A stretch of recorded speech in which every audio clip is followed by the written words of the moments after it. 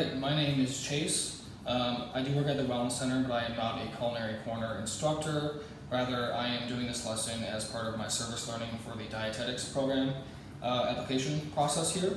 So today I'm going to be showing you a very cheap, fast, and healthy recipe. I'm calling it a fast and filling breakfast shake. It has 4 ingredients, and that's it. So all you need is these 4 ingredients in a blender. Ingredient 1, skim milk. Ingredient 2, instant oatmeal. I use instant because it blends a lot better than standard oats. Frozen fruit of your choice. I prefer mixed berries.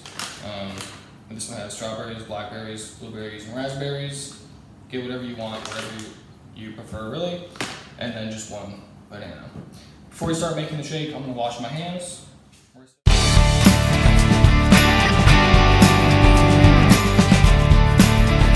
Even when you're not touching raw food, we're not going to be cooking any of this stuff, so we want to make sure our hands are clean before we touch all of it, because we're not going to be killing any bacteria because we're not cooking it.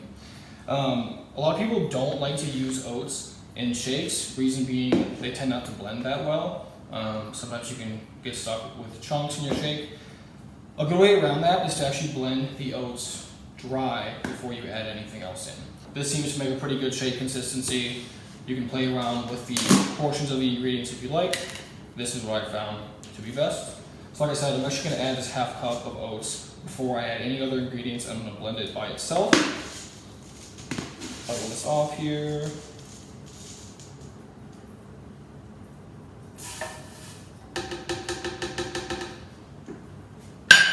And then we're basically just going to blend this until it's a powder. Like I said, doing this before really helps the oats blend in with the rest of the shake instead of just doing it all at once.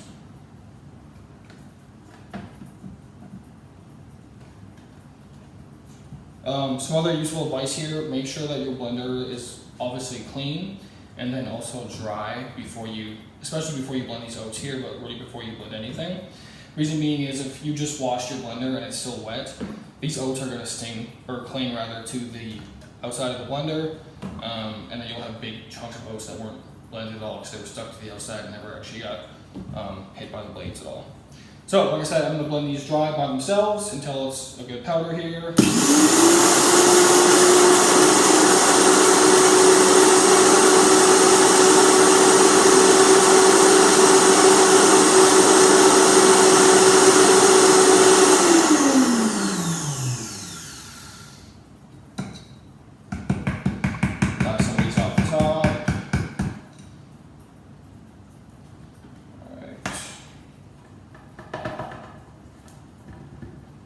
So, it's kind of hard to see with the camera there, but these oats are blended into basically a complete powder.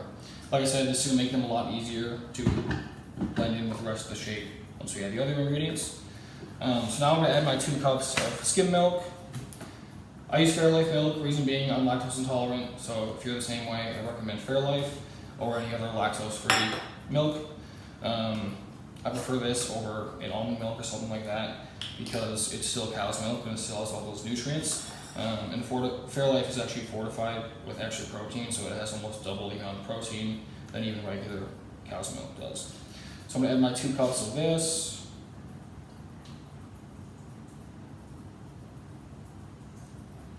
Now, to be really accurate, I should be using a glass measuring cup,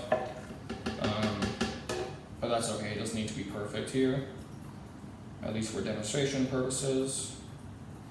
If you're someone that is tracking your calorie or other nutrient intake, easy way to make sure your shake is really accurate as far as amounts of ingredients is just use a food scale. So if you have a food scale, you can weigh all this stuff instead of measuring it. So you can just weigh everything in grams instead of measuring in a cup or a measuring glass. It's going to be more accurate because grams is a much smaller unit. So as long as your scale is calibrated, it'll be a lot more accurate. So now we got the milk in there. We're just going to add everything else. So once we blend the oats first, it really doesn't matter what order you add stuff in at all. So I'm going to do my cup of frozen berries here.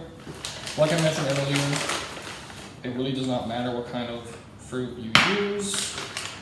I like frozen in a shake just because it makes it cold. And the frozen fruit's also cheaper. and it lasts longer. You just throw it in the freezer. Right, so we got about a cup of that.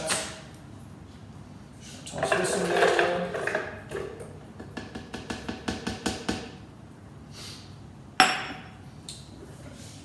And then we're just gonna add our banana, and then that is everything for the shake here.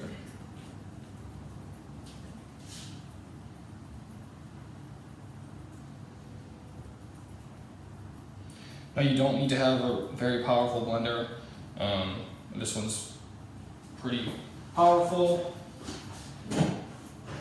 but it's really not necessary. These are pretty basic ingredients. We have a lot of liquid in there, so really any blender is going to be able to handle this just fine. So let's cover our blender again.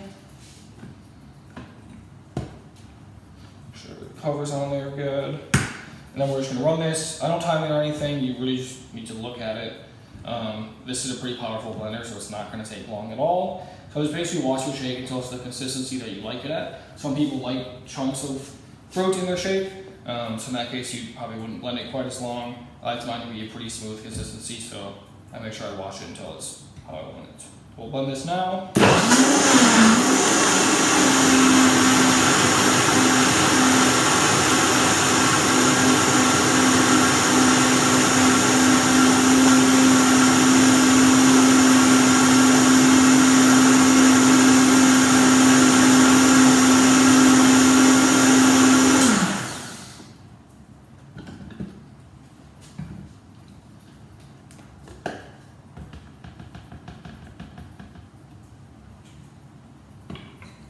All right, that is our shake. So sometimes you might take a lid off and notice that you've got some chunks in there. Just blend it again. Looking at it, it looks a pretty smooth consistency. I'm gonna unplug my blender here.